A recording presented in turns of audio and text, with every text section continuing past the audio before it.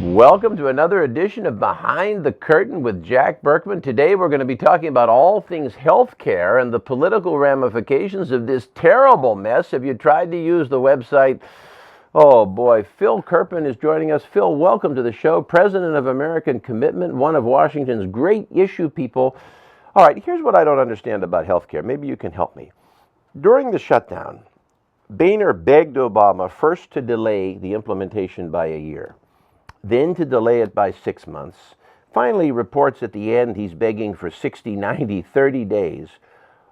Why doesn't Obama delay this when he knows problems are coming? Obama could have looked magnanimous, avoided all the problems, say, let's take a 90-day delay, do it in January. What's wrong? Is this guy, is he stupid? I mean, what am I missing? It's actually kind of amazing because they clearly knew the website wasn't ready. They knew that it was going to be very embarrassing, and rather than say, well, let's take a deal to delay this, they couldn't admit any that sense of was why wrong behind the scenes. Pride. They couldn't accept any political setback. They couldn't make any concession to Republicans. They decided we're all going to stick together. We're going to force Republicans to fold. We're going to get this grand political victory. But the problem for them is now that grand political victory they had in the shutdown is crashing into the reality that this thing's live and it's not ready. So he's lost, focusing ahead on politics 2014, the big political advantage that he shouldn't have gotten but did get from the PR win over the shutdown is dissipating, going slowly, going quickly, and now he's losing all of that with the loss over this healthcare website. Is that accurate? Well, I think so. And we've got millions of people now who are losing their existing health coverage. And the president probably said 300 times, if you like your plan, you can keep it. Now millions of people are getting letters saying, hey, sorry, you can't keep your plan. And that is really, I think, shifting the perceptions that people have of what's going on politically in Washington. There was an amazing example in the San Jose Mercury News. They had a gentleman who just got a letter finding out that his old plan's no longer available. His new plan's going to cost him $10,000 a year more than what he was paying. And he said, look, I hate John Boehner's tactics. This is pretty close to an exact quote. He said, I hate John Boehner's tactics, but now that I got the bill, I understand what he was fighting for. That's a very good line. Okay, so now healthcare, let's look ahead. If you're Obama, you should be terrified that this election will be about healthcare, because if you look to 2010, you know what will happen. You know that in a mid-year election, it's a disaster for Democrats if it becomes about healthcare. I suppose if you're Obama, you want it to be about the shutdown and the radical Republicans? They're going to say the Republicans are too extreme, they're not ready to govern, they can't be trusted. And the counter from conservatives is going to be, well, when you were able to govern, you were in control of everything, you did something that cost millions of people their health care, that's got prices going up, people are losing their doctors, it's a disaster. You need someone to undo it. So we'll see ads instead of the Harry and Louise. Well, we might see Harry and Louise again in 2014, 20 years later, and this time they'll be talking about losing their health plan and health plans tripling in cost and all things like that. Is that likely? I think it's very likely, and the other sort of wild card here is, can they actually fix this website? Now, they brought in a new tech czar, this guy Jeff Zients, who claims it's going to be ready by the end of November, but of course they all told us it was going to be ready by the end of September. And so there's a real question, I think, for millions of Americans and millions of likely voters, which is, what does it mean in terms of fairness and in terms of morality when you say to people, you don't even know if you're going to lose your plans, and you have to go buy one at this new website, but you can spend all day on there, and it's impossible for you to even comply. So this is an interesting point. In other words, I'm presuming, maybe most everyone is presuming that the cancer can be cured. But you're saying maybe you can't cure the cancer, and this is going to go on and on and on, and Obama has no way out. Well, he has no way out. Let's look at what Democrats have already done in reaction to the website launch being such a disaster. The White House has said we're going to extend the penalty from February 15th to the end of March. So they've already done a 6-week extension after they told John Boehner, under no circumstance will we ever extend anything. There will be no. This is what we mean. This is what we mean, folks. When you learn things you don't learn on cable news, right here on this show. They've already done 6 weeks.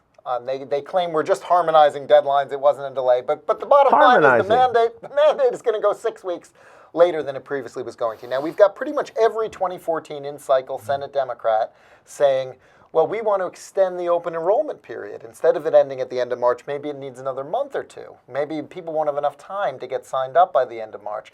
And if the White House does what they've Sounds like done, extensions to me. These are extensions. They're already slipping. They're already slipping on the deadlines because I think they're very worried that there are going to be a lot of their constituents who lost the plan they had and aren't able to get in to buy a new plan. But, extending the open enrollment doesn't help you if your plan was terminated and as of January 1st, you're not going to have health insurance. Could it be the case that Obama, in other words, the best case for the conservatives would be if this thing goes on and on, let's say March comes around, the website still has problems, that's a nuclear explosion for Barack Obama.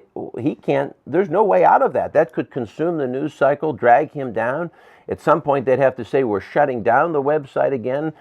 He could drag the Democratic Party under this, with this. Well, I think you're going to see them pushing a lot more paper applications. A lot of people are never going to get through the website, so a lot of it's going to go through paper applications. The error rates are going to be even higher than with the website necessarily on paper applications. They had an original form was about 50 pages long. They simplified it down to 3 pages, but all those questions that were in the long form, they still need that information to get someone enrolled in a plan. So these people are going to get calls to follow up. They're going to have to send additional paperwork back and forth. This is just not going to be a very smooth process. And at the end of it, millions of people are going to pay a lot more than they were paying before. And so I think all of these broken promises are going to make it very difficult for a lot of these Democrats, especially the ones in red states, to survive the election next year. All right, so let's project ahead. Now, let's get to the bottom line. Time to start talking about 2014. How do you see this going? I mean, let's look ahead. No crystal ball. We don't know what the website will do. How does it impact the House? How does it impact the Senate? I would presume that because of this, maybe had there just been the shutdown battle and no website problem, maybe the Democrats would have had a shot at the House. Now, clearly, they have no shot at the House. Do you agree with that? How will it impact the Senate? Look into the crystal ball. Well, I think it was always very unlikely that the Democrats could retake the House just based on the fact that, so many of their votes are concentrated in urban areas. They just don't set up well as a national party for winning the House, just as Republicans don't set up well, unfortunately, for winning the presidency. So the demographics are very challenging, even before the redistricting, which was well done in a lot of states. It's very challenging. So I thought that was unlikely, barring a complete meltdown from Republicans. I don't think that's going to happen. The Senate is probably about 50-50 right now, the chances of Republicans retaking control. They need 6 seats to do it, which is a heavy climb. But if you look at the terrain, there are a lot of vulnerable Democrats in states that Mitt Romney carried, people like Kay Hagan, Mary Landrieu, Mark Pryor, Mark Begich.